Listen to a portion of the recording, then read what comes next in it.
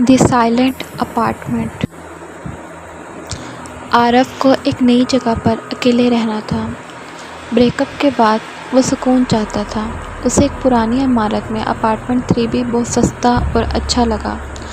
مالک مکان ایک بوڑھی عورت تھی۔ اس نے ایک شرط رکھی، اپارٹمنٹ 3A کے اندر کبھی نہ جانا، وہ خالی ہے، اسے خالی ہی رہنے دو۔ اس نے کپکپاتے ہاتھوں سے چابی دی۔ پہلے کچھ دن عارف نے دھیان نہیں دیا، وہ اپنے سامان میں مصروف تھا، لیکن رات کو 3A سے کسی عورت کی مدھم سی گانے کی آواز آتی، خوبصورت اور درد بھری۔ ایک رات اس نے ہمت کی اور 3A کا دروازہ کھٹکھٹایا۔ دروازہ خود بخود ہلکا سا کھل گیا۔ اندر کوئی نہیں تھا، بس چنبیلی کی خوشبو تھی۔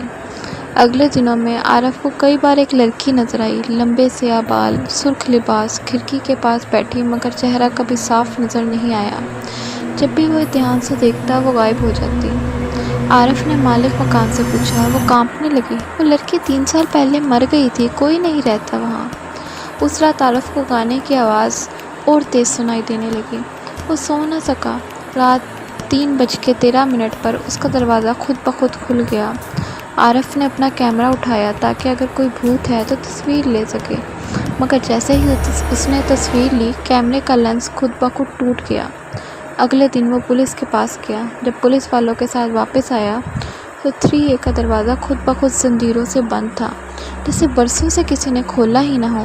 ایک پولیس والے نے حیرت سے کہا، 3A، اس عمارت میں تو صرف 3 فلیٹ نہیں تھے، یہ تو ریکارڈ میں ہی نہیں ہے۔ قریبی چائے والے نے بتایا، اس لڑکی کا نام میرا تھا، وہ گلوکارہ تھی اور اس کا منگیتر رشی اس سے جلتا تھا۔ عارف کو رشی کا نام ملا، وہ موسیقی کا استاد تھا، لیکن میرا کے قتل کے بعد وہ غائب ہو گیا تھا، کیس بند کر دیا گیا تھا۔ پھر ایک رات عارف نے میرا کو اپنے کچن میں دیکھا، وہ مسکرا رہی تھی، پھر اچانک غائب ہو گئی۔ عارف نے 3A جا کر میرا کے گانے کا پرانا کیسٹ چلایا۔ جیسے ہی آواز چلی، ایک چیخ گونجی۔ رشی کا بھوت سامنے آیا، اس کی آنکھیں سرخ، چہرہ غصے میں بگڑا ہوا تھا، وہ چیخنے لگا۔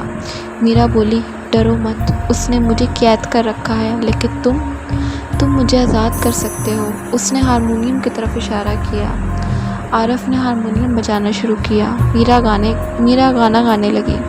آواز اتنی خوبصورت تھی کہ کمرہ روشن ہو گیا اور رشی پیچھے ہٹنے لگا۔ میرا کا آخری نوٹ بلند ہوا اور اس کی روح سفید روشنی میں بدل گئی۔ کمرہ روشن اور پرسکون ہو گیا۔ اگلی صبح عارف نے فلیٹ چھوڑ دیا۔ جاتے وقت اس نے 3A کے دروازے پر چنبیلی کے تازہ پھول رکھے۔ ایک ہفتے بعد ایک نئی لڑکی وہاں آئی۔ جب اس نے یہ کہانی سنی، وہ ہنسی، لیکن رات کو اسے بھی دیوار کے پاس سے گانے کی آواز آئی۔